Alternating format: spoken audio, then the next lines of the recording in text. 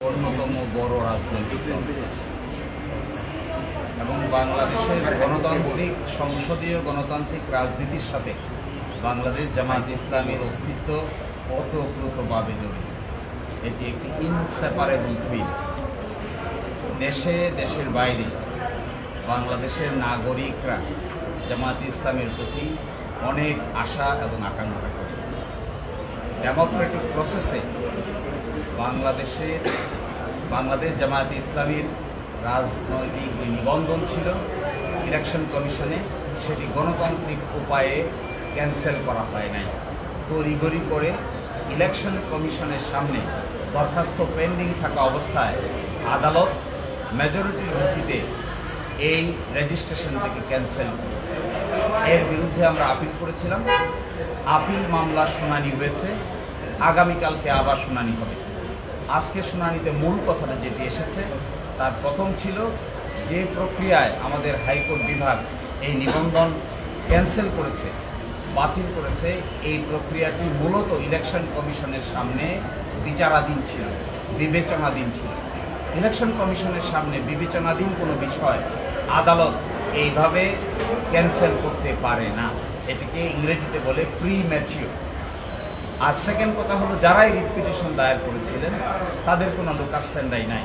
তারা নিজেরাই পক্ষ দোষে দোষিত, তারা নিজেরাই মোটিভ নিয়ে রাজনৈতিকভাবে হেয় প্রতিপন্ন করার জন্যই এই মামলা দায়ের করেছিলেন। আর সর্বশেষ আমরা বলেছি যে গণতন্ত্রে এইভাবে জামাত ইসলামীর মতো একটি গণতান্ত্রিক রাজনৈতিক দলের নিবন্ধন বাতিল করে দিয়ে মূলত বাংলাদেশের রাজনীতিতে একটি অনিশ্চয়তা তৈরি করা হয়েছিল, যা নাকি ডেমোক্রেটিক প্রসেসকে ক্ষতিগ্রস্ত করেছে। এই আর্গুমেন্টগুলোর ভিত্তিতে আমাদের আপিল বিভাগ আপিলের বিষয়ে একটি সিদ্ধান্ত উপনীত হবেন বলে আমরা আশা করি এবং আগামীকালকে বাকি অংশ শুনানি হবে। প্রতিক্রিয়ার বিষয়ে কি বলেছেন আপিল বিভাগ? আপনারা কি বলেছেন? জামায়াতে ইসলামীর দাড়িপাল্লা প্রতীক ছিল, আপনারা সবাই জানেন। আজ থেকে না, জামাত প্রতিষ্ঠার পর থেকেই দাড়িপাল্লা প্রতীক জামাত ইসলামীর মার্কা হিসেবে বিবেচিত। বাংলাদেশের সকল সংসদীয় নির্বাচনে জামাত ইসলামী দাড়িপাল্লা প্রতীক নিয়েই অংশগ্রহণ করেছে এবং সবসময় সংসদে আসন সংখ্যা নিশ্চিত করে সরকারেও অংশগ্রহণ করেছে এই দাড়িপাল্লা প্রতীক। কিন্তু হঠাৎ করে 2016 সালে ফুল কোর্ট সভার একটা সিদ্ধান্তের ভিত্তিতে এই দাড়িপাল্লা প্রতীক ব্যবহার না করার জন্য নির্দেশ দেওয়া হয়। আমরা সেটিও আদালতে তুলেছিলাম। আজকে সেটির উপরে আংশিক শুনানি হয়েছে। এই প্রতীক সংক্রান্ত বিষয়ে আগামীকালকে সকাল 9টায় 1 নম্বর আইটেম হিসেবে শুনানি হবে। এরই মধ্যে আমরা চিন্তা ভাবনা করে আগামীকালকে আদালতের সামনে আমাদের বক্তব্য উপস্থাপন করব। কোর্ট একটা বিচারপতি একটা প্রশ্ন করেছেন যে এটাই প্রথম রায় কিনা যেটি হাইকোর্টের রায় দ্বারা নিবন্ধন বাতিল হয়েছে দেশের রাজনৈতিক দলের। কি বলতে চেয়েছিলেন প্রধান বিচারপতি? বলতে চেয়েছেন যে এটাই প্রথম কোনো ইনস্ট্যান্স কিনা, উদাহরণ কিনা, যেখানে আদালত কর্তৃক রাজনৈতিক দলের রেজিস্ট্রেশন বাতিল করা হয়।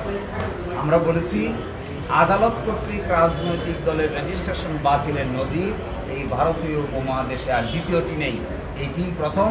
এবং জামাত ইসলামীর রেজিস্ট্রেশনকে বাতিল করা হয়েছে, ইলেকশন কমিশন বাতিল করেনি। ইলেকশন কমিশন রেজিস্ট্রেশন দিয়েছে, কিন্তু হাইকোর্ট ডিভিশন মেজরিটির ভিত্তিতে এটি বাতিল করেছে। এই নজির এই ভারতীয় উপমহাদেশে একটি এবং একমাত্র।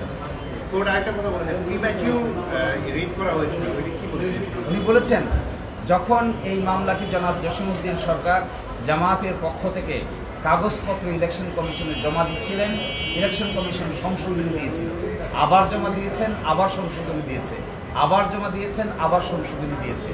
2012 সালের 1 অক্টোবর পর্যন্ত এই চিঠি আনা নেওয়া চলেছে। জনাব জসিমউদ্দিন সরকার বারবার জমা দিয়েছেন। হাইকোর্ট মাইনরিটি জাজ বলেছেন এইভাবে যখন একটি প্রক্রিয়া কোনো সাংবিধানিক প্রতিষ্ঠানের সামনে চলমান থাকে আর এই চলমান অবস্থায় হাইকোর্ট বিভাগ যখন এটিকে বাতিল করে তখন এটি মূলত প্রিম্যাচিওর, অর্থাৎ ঘোড়ার আগেই গাড়ি তুলে দেওয়া হয়েছে। ইসির পজিশন নিয়ে কি বলেছে? ইসি বলেছেন যে, ইসিও স্বীকার করেছেন, ইলেকশন কমিশন স্বীকার করেছেন যে যখন এই বিষয়টি আমাদের বিবেচনাধীন ছিল, জামাত ইসলামী তার গঠনতন্ত্র সংশোধন করে ইলেকশন কমিশনে জমা দিয়েছিল, সেই সময় আমরা বিবেচনা করছিলাম কিন্তু যেহেতু হাইকোর্ট বিভাগে মামলাটি উত্থাপন হয়েছে এবং শুনানি শুরু হয়েছে, সেই জন্য আমরা এই বিষয়টি নিয়ে আর অগ্রসর হই নাই। এটি ইসি তার লিখিত বক্তব্য স্বীকার করেছেন। আজকেও মৌখিক বক্তব্য আদালতকে বলেছেন যে আমরা অগ্রসর হতে পারিনি, কারণ আদালত এখানে হস্তক্ষেপ করেছে। শিশির ভাই, আজকে দেখলাম একজন ইন্টারভেনার এই মামলায় যুক্ত হলেন। ইন্টারভেনার তার অবস্থানটা কি এবং কি শুনানি করেছেন? ইন্টারভেনার একটি দরখাস্ত করেছেন, তিনি দরখাস্ত করে তার সাবমিশন রাখতে চেয়েছেন। শেষের দিকে মাননীয় প্রধান বিচারপতি বলেছেন যে ওনারা মনে করছেন এখানে আর বাড়তি সাবমিশনের প্রয়োজন নাই, তারপরেও দরখাস্তটি আগামীকালকে নিষ্পত্তি করবেন। আমাদের এই দরখাস্ত সিম্বল এবং ওনার ইন্টারভেনের দরখাস্ত দুটি বিষয়েই আগামীকালকে প্রথমার্ধে সকাল 9টায় 1 নম্বর আইটেম হিসেবে শুনানি হবে। না, লিগ্যাল ব্যাপার। ওটা রাজনৈতিক দাঁড়াইতে হবে। নামান ছবি নিবে। আমাদের আমরা তো আবেদন দিয়েছি, এখন ওনারা বলছেন যে এই ব্যাপারটিতে আমরা চিন্তা ভাবনা করে আগামীকালকে আমাদের পদক্ষেপ আবেদনই হোক, মৌখিক হোক কিংবা লিখিত আগামীকাল। 104 ব্যাপারে বলছেন যে 104 এইভাবে অ্যাপ্লাই করা যায় কিনা, এই ব্যাপারে আমাদের আইনগত সাবমিশন সেটাও নিশ্চয়ই আজকে আমরা আইন কেমন দেখবো আর ডিসিশন নিব। Thank you. ইউনুস এই মাসুদ সাহেব, ওই যে